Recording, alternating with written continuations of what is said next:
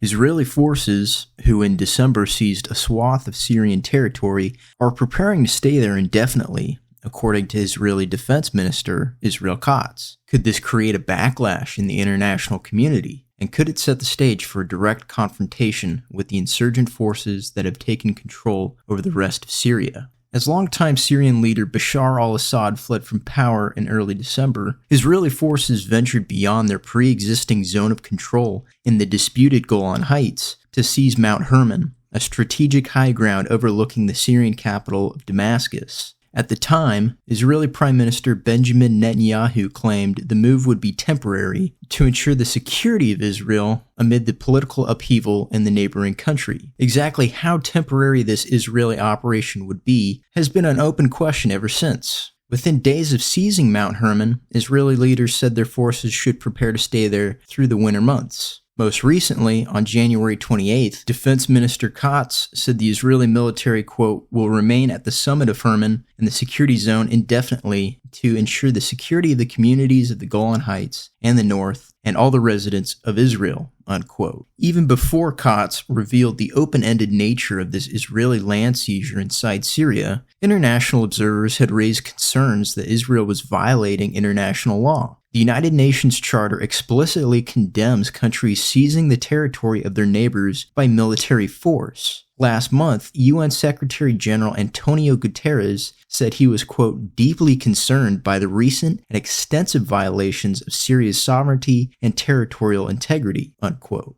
Israel's seizure of Mount Hermon adds to a pre-existing Syrian anxiety. Israel has maintained control over parts of Syria's internationally recognized territory in the Golan Heights for decades. Syria controlled the Golan Heights prior to 1967, but Israeli forces seized control over much of the strategic high ground in June of that year, after Syrian forces fired upon northern Israel. This Syrian attack was itself a response to Israel's attack on Egypt, an ally of Syria. The UN Security Council passed Resolution 242 in November of 1967, calling for Israel to return the territory it had seized earlier that year. Israel has since returned the Sinai Peninsula to Egypt, but has maintained varying levels of control over other territories since then, including the West Bank and the Golan Heights. By 1981, Israel declared the annexation of the Golan Heights territory it had seized from Syria in 1967, indicating they would treat that territory as an irrevocable part of Israel. Israeli and Syrian forces have been separated on the Golan Heights by a demarcation line established under a 1974 disengagement agreement. On December 8, 2024, as Assad fled the country, Netanyahu declared the 1974 agreement to be void because the Assad government had collapsed. It's worth noting here, Israel has repeatedly struck Syria over the years and supported anti-Assad factions, contributing to the very same conditions that Netanyahu would cite as justification to discard the 1974 disengagement agreement.